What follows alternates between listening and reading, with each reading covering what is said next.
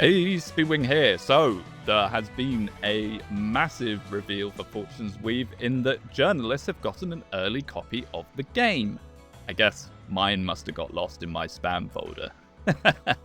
But basically, they've been able to play up to Chapter 5 of all 4 of the routes and give their kind of early thoughts on it. I've watched a lot of them, I've read a lot of the articles, and today I'm just going to be kind of going through my main takeaways. So, I've seen an awful lot of spoilers about plot and lore, and I know a lot of people probably don't want to see that. I didn't really want to see a lot of it, if I'm going to be honest with you, so I'm going to leave that out of this video. Maybe I'll make a separate video talking just about that. Today, I'm just going to talk about mostly gameplay mechanics and gameplay features that I've seen discussed. Things that a lot of people have said repeatedly, because an issue that I have found is that some of these journalists are saying things that conflict with what other journalists say. So I don't really know where to stand on that.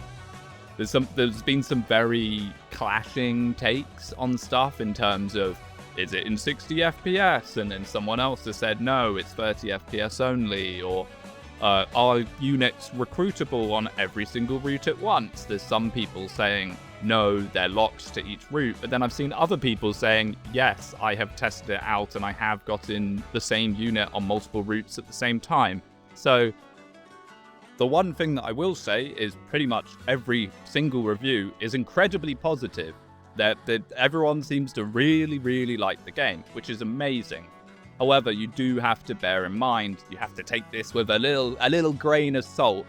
These journalists and reviewers, first of all, aren't core Fire Emblem fans. I only saw one of them actively talk about past Fire Emblem games, and it was mostly just to dunk on how much he didn't like Engage, which, you know, was a painful watch for me, but fair enough. Better than the other people that were like, I've never played a Fire Emblem game before, and I think this is the best Fire Emblem game ever.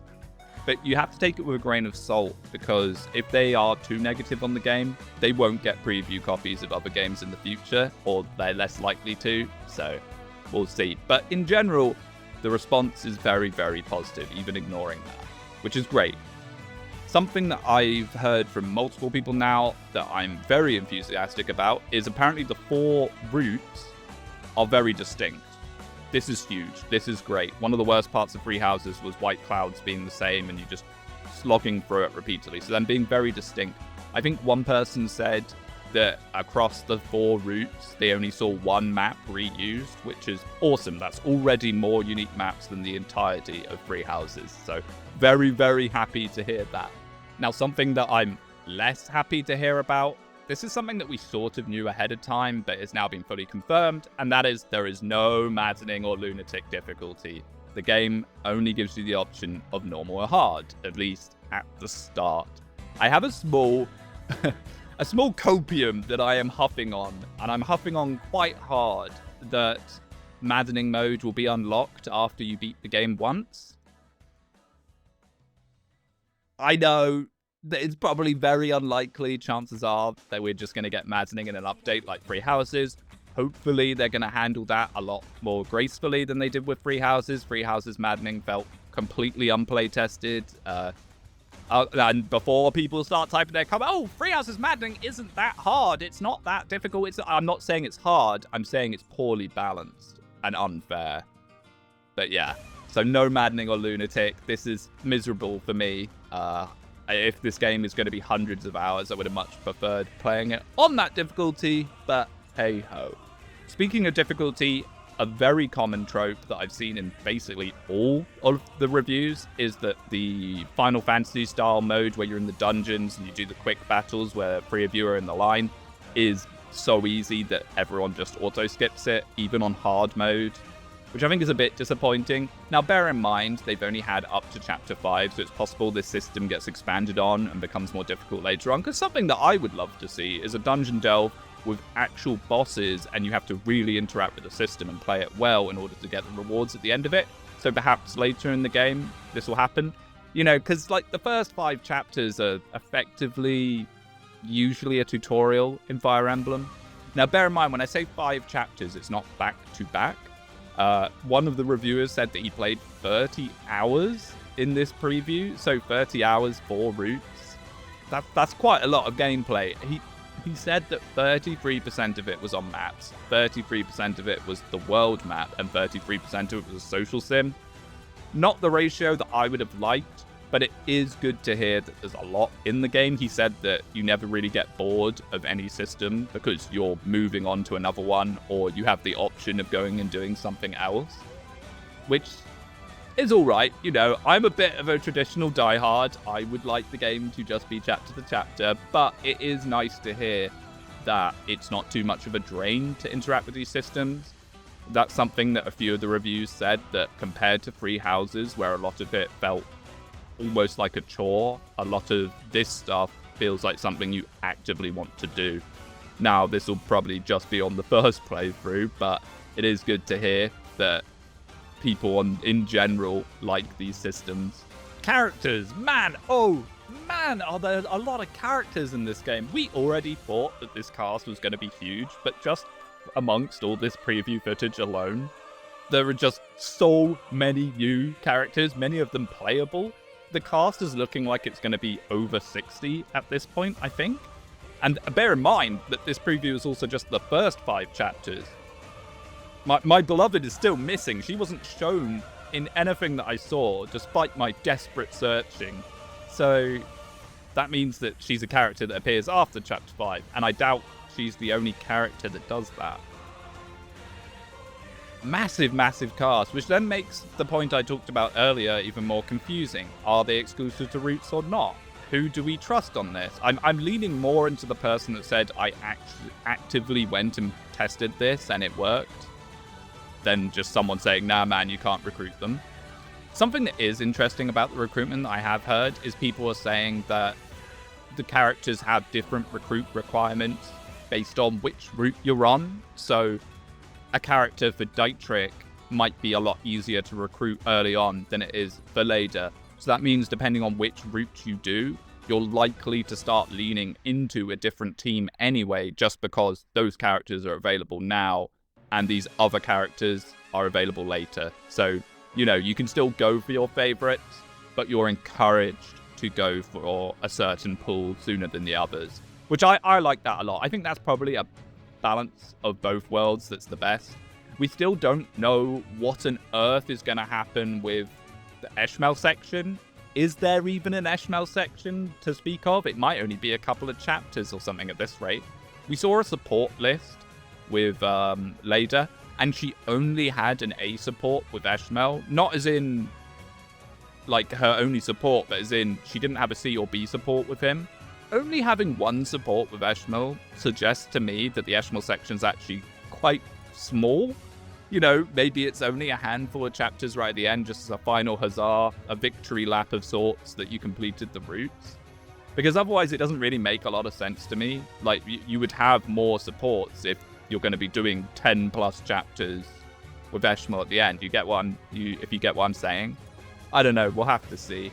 The supports look like they are time locked again, which is brilliant. I love this. This is a system from Free Houses I actually really like, because it means that the supports are going to be more relevant to what's happening in the plot. Instead of people just yapping about whatever their one-note personality is, they can actually put some input in. So great to see that back, for sure. Now, something that I'm not happy is back is bird time. Yes, that's right, tea time is back from Free Houses, but this time it's even stupider. I didn't think they could have found a way to make this system more annoying to interact with, but they've gone and done it. Bird time is tea time from Free Houses, where characters come and talk to you, and then you have to give responses. Now, in Free Houses, I always found this really unintuitive. Like, the answers wouldn't be obvious, even if you knew the characters. You just have to kind of hope that you pick the right one. Well, they doubled down on that, and now you're a bird, and your only responses are things like, fling to perch, sing, ruffle my feathers. How on earth are we going to do this without a Wikipedia or something? I saw one reviewer say that yes, there is a correct answer. How are we meant to figure this out? Now, luckily, it looks like it just gives a lot of support with Eshmel. I think this system might be completely optional. based on that. Because the thing with tea time in Three Houses, it gave you charm, which is a very important stat. If you weren't doing tea time, you're actively gimping yourself.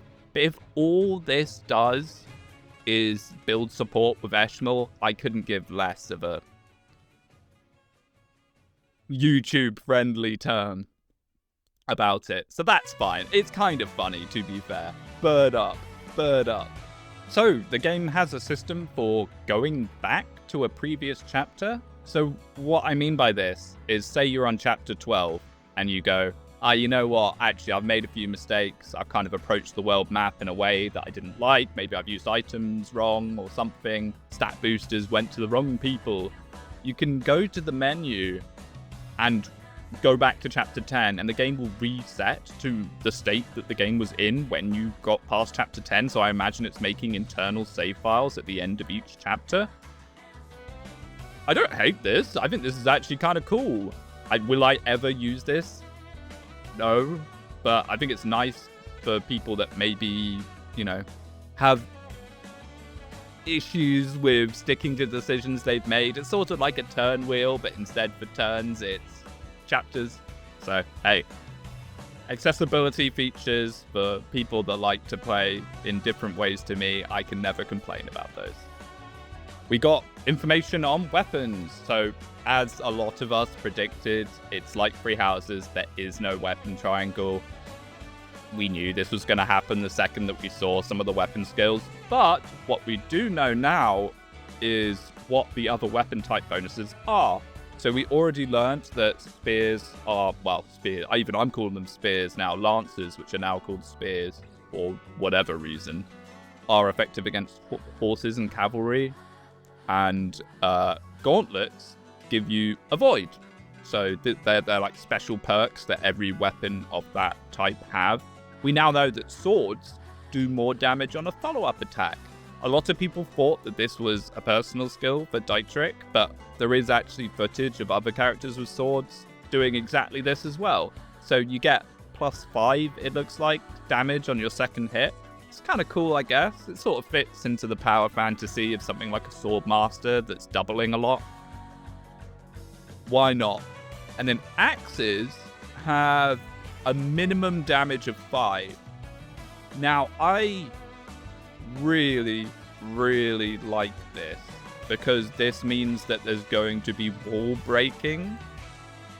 I'm slightly concerned that the gameplay, based on what we've seen a lot of, the maps are very open, big squares, and there's a lot of skirmishes. I'm a bit concerned that a lot of the gameplay is going to revolve around juggernauting quite heavily.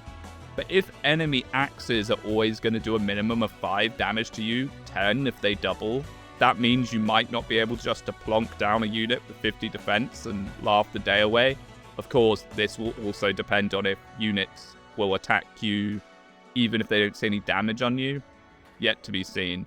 But my hopes, and this has got me actually quite enthusiastic, is that axes, even if you have a unit with about 60 defense, units of axes are still going to hit you to do that minimum 5 damage, potentially 10.